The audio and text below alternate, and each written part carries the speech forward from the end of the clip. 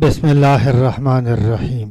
Islamic status के प्यारे नाज़रीन, सुल्तान सलाहुद्दीन अयूबी का वाक़या कई अक़साद पर मुश्तमिल है, इसलिए अगर आपने अभी तक हमारे चैनल को सब्सक्राइब नहीं किया तो बराए मेहरबानी चैनल को सब्सक्राइब कर लें ताकि हमारी हर नई आने वाली वीडियो आप तक बर वक़्त पहुँच सके। शुक्रिया। जिस वक़्त नजमुद्दीन को तकरीद से निकल जाने का हुक्म मिला था, उसी दौरान में जंगी हुकूमत के बानी अमादुद्दीन ने इराक में शिकस्त खाई और अपने सिपाहियों के हमरा फरार होकर दरियाए दजला के बाएं किनारे पर दम लिया, मगर अभी उसके लिए कोई जाए पनाह नहीं थी, क्योंकि दुश्मन का लश्कर मुसलसल अमादुद्दीन जंगी के ताक़ुब में था। दरिया के उस पार एक चट्टान पर तकरीद का नाकाबिल तस्खीर किला वाक़या था। किले के दिफा के लिए खुशकी की तरफ एक गहरी खंदक खोदी गई थी, जिस तक पहुंचने के लिए चट्टानें काट कर खुफिया सीढ़ियां बनाई गई थीं, जो किले के वस्त से गुजरकर दरियाए दजला तक जाती थीं। अब अमादुद्दीन जंगी के शिकस्त खुर्दा लश्कर के बचाव की एक ही सूरत थी कि उसे तकरीद के किले में आर्जी पनाह मिल जाए, मगर ये सब कुछ किलेदार की मर्जी पर मुनहसर था।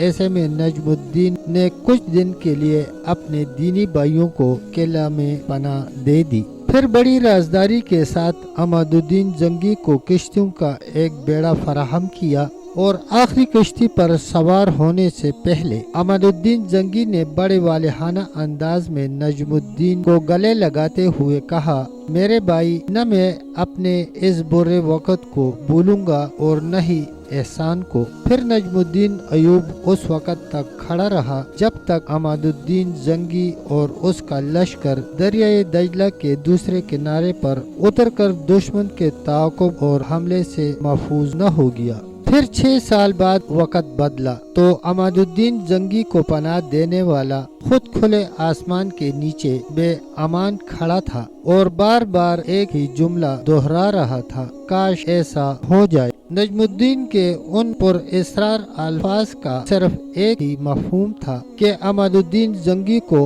अपना वादा याद आ जाए, जिसने उस अरसा में दुश्मन को शिकस्त देकर दोबारा अपने इलाके पर कब्जा कर लिया था।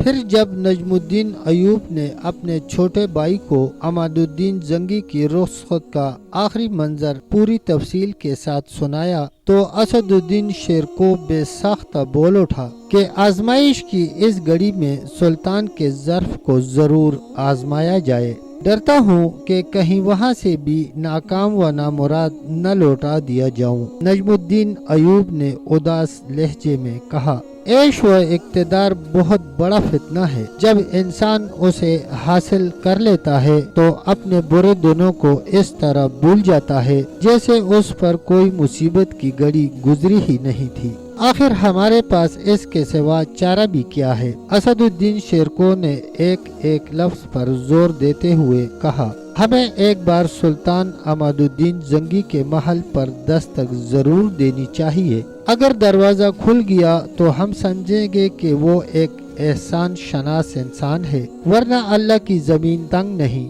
और वो बड़ा पनाह देने वाला है। असदुद्दीन शेरको बड़ा उलुल अज़म और शुजा नौजवान था। छोटे भाई की इस बुलंद हौसलगी ने नजमुद्दीन अयूब को बहुत सहारा दिया। फिर बीवी, छोटे भाई असदुद्दीन शेरको और 3 बेटों तुरान शाह, शमसुद्दौला और यूसुफ यानी सलाहुद्दीन के साथ तकरीद के किले से बाहर निकला। उस वक़्त यूसुफ यानी सलाहुद्दीन अयूबी सिर्फ 7 दिन का था। इस एतबार से उसका शुमार दुनिया के कमसिन तरीन महाजरों में होता है। फिर दुश्वार गुजार और तवील फासला तय करके चंद अफराद पर मुश्तमिल ये खानमा बर्बाद काफिला मूसल पहुँच गया। नजमुद्दीन अयूब को हरगज उम्मीद नहीं थी कि अमादुद्दीन जंगी के दरबार में उसकी शानदार पजीराई की जाएगी। जंगी हुक्मरान ने तख्त से उतरकर नजमुद्दीन अयूब का इस्तकबाल किया और बड़े वालिहाना अंदाज में उसे गले लगाते हुए कहा,